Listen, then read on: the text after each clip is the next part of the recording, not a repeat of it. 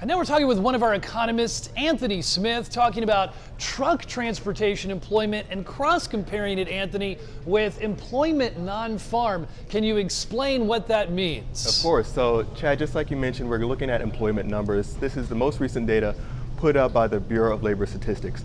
In the green line here, we have total non-farm jobs, and in the purple, as Chad mentioned, we have truck and transportation. Within the green line, overall non-farm, we saw a nice uptick in June, really erasing some of the weaknesses that we saw in May. Now, within the total non-farm sector, it's typical to see that growth really be driven by the services industry, and June is really no different, with a lot of growth coming from educational, professional, and health services.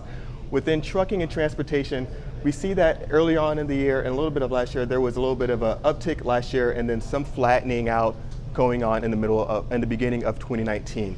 Now, as of late, we saw a nice movement up within total employment for trucking, but something to really kind of keep in mind for this number is that it doesn't just have a direct correlation for truck drivers, but also takes into account management and administrative roles.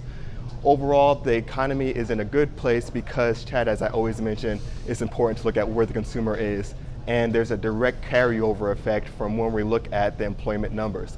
This is a huge spillover effect when we look at retail, and this is a market that we're going to monitor closely for the remainder of 2019 at FreightWaves Now.